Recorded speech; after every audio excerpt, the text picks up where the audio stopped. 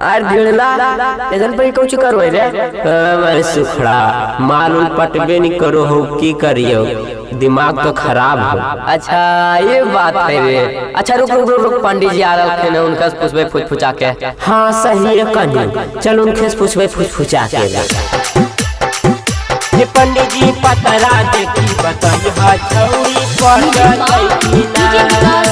Recording studio Samastipur से छौड़ा देखा लिया अभी पतरा छौरी पट जैता गरह नक्षत्र हमरा ऊपर से हटतै कि ना, गरह नक्षत्र हमरा ऊपर से हटतै कि ना।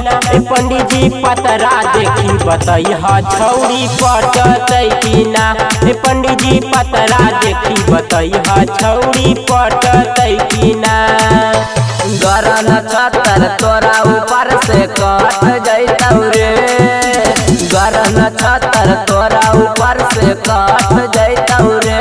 छौड़ा देखा लिया अभी पतरा छौरी पट जैतौ रे छौड़ा देखा लिया अभी पतरा छौरी पट जैतौ रे।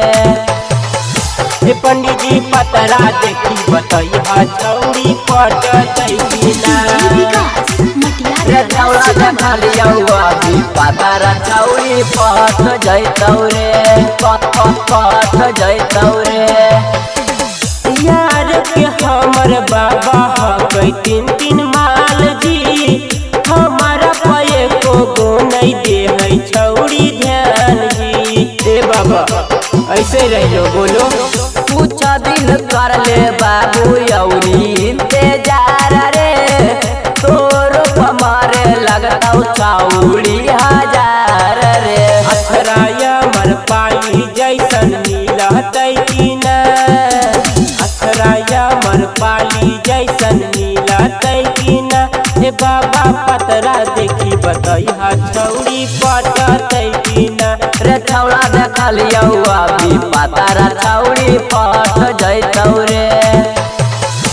पंडित जी पतरा देखी बताइए छौरी पटतै कि ना। छौड़ा देखा लिया अभी पतरा छौरी पट जैतौ रे पट जैतौ रे। मारो ही ट्राई तो दे हकै गारी, लगै से बीत जैतै जिंदगी हमर सारी। बालक चिंता मत करो, करते रहे ट्राई चिंता करी है ना फल पे। माल तोरा पटतौ एक दिन बड़ा कागर के।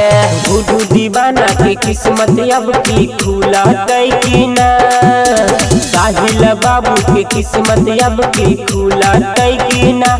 पंडित जी पतरा देखी बताइए छौरी पटतै कि ना।